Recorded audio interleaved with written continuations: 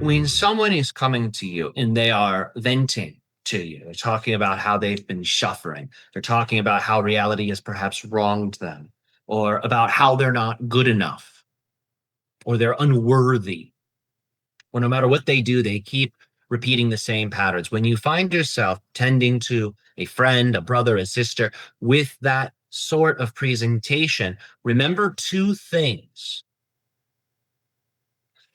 If the person is coming from a place of victim mentality, they are asking for you to validate their suffering. They want to know their suffering matters. They want to know that their suffering is not random.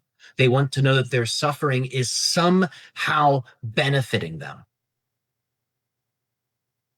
If someone comes to you from a place of victimhood, that is the psychological need that they are asking to have nourished. They don't even know, most of them, that they're asking for that.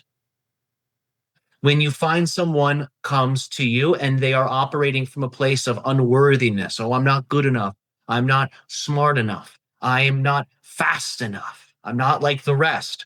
What they are looking for is validation of their worth. They are looking for validation of their character, their role that they play in society. They want to know that they are good enough. They're looking ultimately for reassurance. These are the two major psychological needs that you are going to come into contact with when you find someone is talking about themselves from a place of victimhood or from a place of unworthiness. What is the difference? Victimhood is all of these things that have happened to me, how hard it is, how bad I have it. Unworthiness, oh, I'm not good enough for that. I don't know if I could really achieve that. I don't think I have it in me. That's how you can tell the difference. So those are the two psychological characteristics that are crucially important for you as a divine being to recognize in assisting them.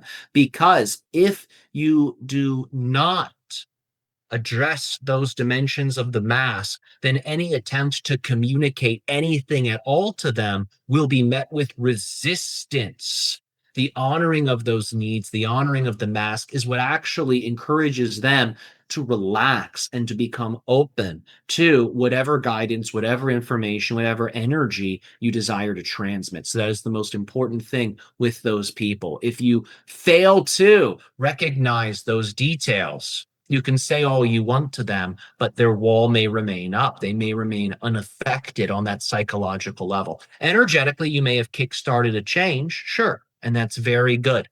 And remember, changes, like I mentioned before, they can be slow, they can be gradual, they can build over time, like you experience on Earth, or it can be like the cosmos, where the slightest change can create a total novel experience, sometimes instantaneously, sometimes in the blink of an eye.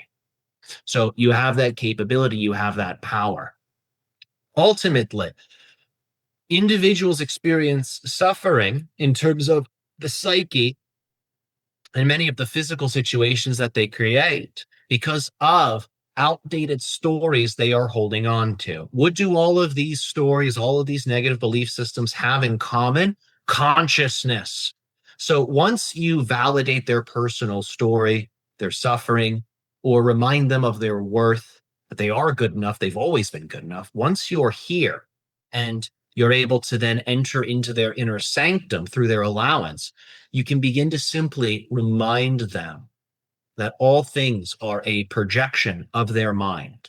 I use the word mind here because consciousness, for some, they don't really know how to relate to that. But if you say mind, that is an extension of consciousness. So you're still in the ballpark here. All things are a projection of mind. You are the center of that projection. Everything that you create to benefit your evolution, your growth, your path. Other people, other experiences, it is all your projection. It is all your co-creation. You are so powerful. You can create heaven or hell. You've done it before and you'll do it again. This time you will create it in a way that is aligned with your power, your path. You're already doing so. So once you have nourished the psychological needs, This lets the walls come down, and you can deliver those higher truths, which naturally dissolve all of those lesser stories. Because all of those stories have consciousness, mind, as the fundamental common denominator. That's the only thing in those negative stories that's actually true.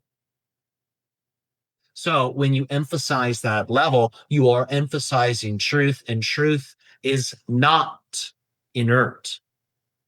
Truth gives off an energy. Truth radiates its nature, and it dispels darkness by definition.